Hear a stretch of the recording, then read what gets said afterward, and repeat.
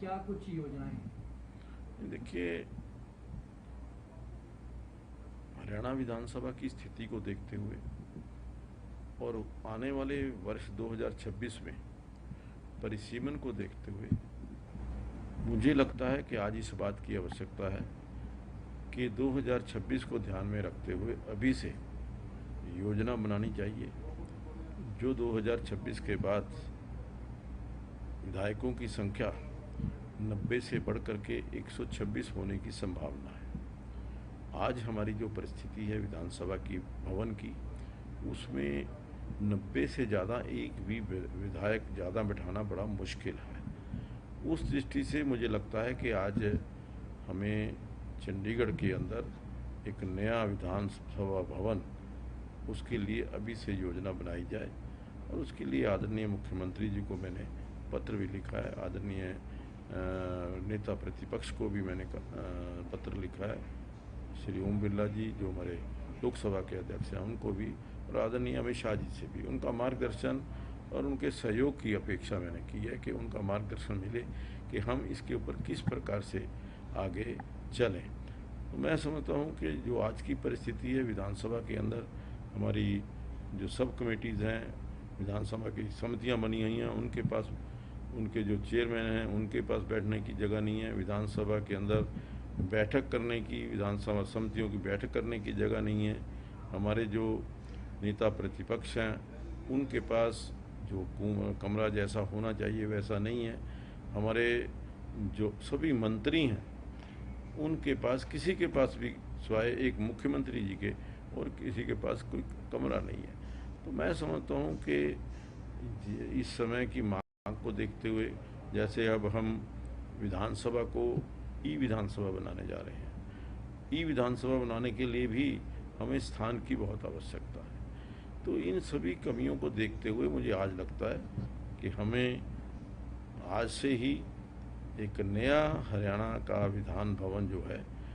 वो बनाया जाए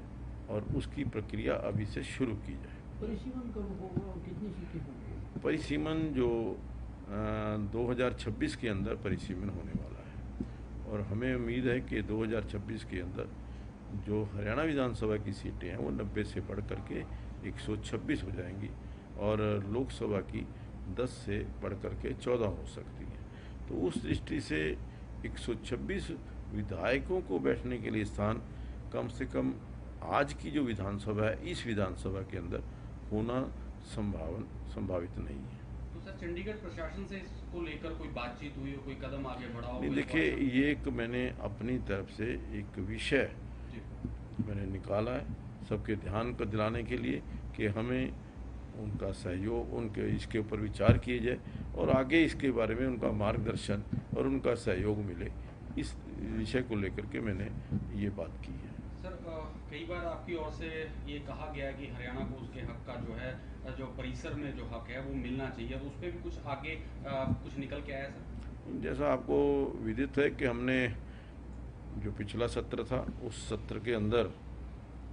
विधानसभा में एक सर्वसम्मति से प्रस्ताव पारित किया था कि जो हमारा हिस्सा है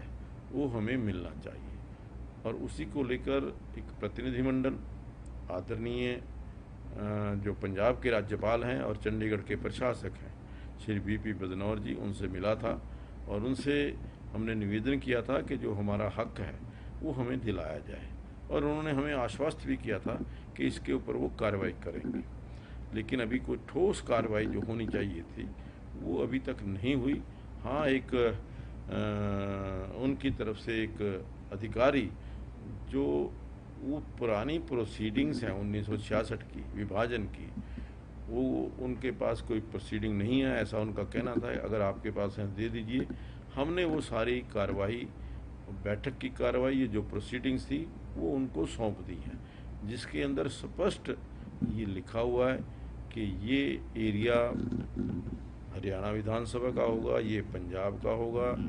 ये कमरे पंजाब के होंगे, उनका नंबर दिया हुआ है कि जो कमरे पंजाब के हैं और ये कमरे जो हैं वो हरियाणा के हैं। तो उस दृष्टि से जो 20 के लगभग कमरे हैं वो हमें मिलने चाहिए। आज जो हमारी परिस्थिति जो हमारी है मैं समझता हूँ अगर वो स्थान मिलता है थोड़ा उसके अंदर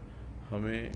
कुछ राहत मिलेगी। सर, मुख्यमंत्री और वित्त मंत्री के जो है टेबल्स जो हैं वो काफ़ी नीचे हैं, उसमें भी कहा जा रहा है कि कुछ बदलाव होगा। उसी तरह विधायकों के लिए भी जो है कुछ माइक जो है उसमें भी बदलाव किया जाए। नहीं, देखिए, जैसा हमने कहा है कि हम हरियाणा विधानसभा को ई विधानसभा बनाने जा रहे हैं और उसकी दृष्टि से कई हमें जो चेंजेस हैं अपनी विधानसभा के अंदर करनी पड़ेगी, क्योंकि ई विधानसभा के लिए लैपटॉप चाहिए। एक लैपटॉप इन बिल्ट जो है वो टेबल के अंदर फिक्स होना चाहिए और जब विधानसभा का सत्र हो वो लिंक मिल जाए और वो सारे और उन जो लैपटॉप है उनके अंदर सारी जो मटेरियल है जो सारी सूचनाएं हैं उसके अंदर वो अपने आप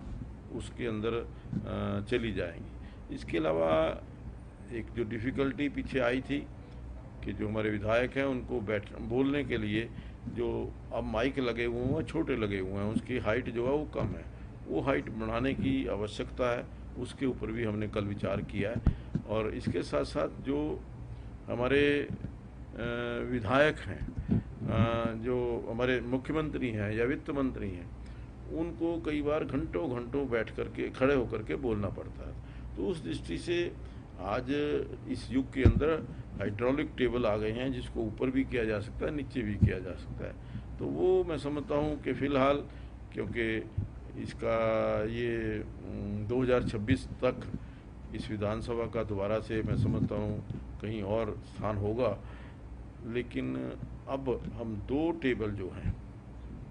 एक तो वित्त मंत्री जी का और एक मुख्यमंत्री जी का, वो टेबल जो है हम हाइड्रोलिक टेबल बना करके उसको बना रहे हैं। और मेरी तो इच्छा ये है कि सभी टेबल जो है ना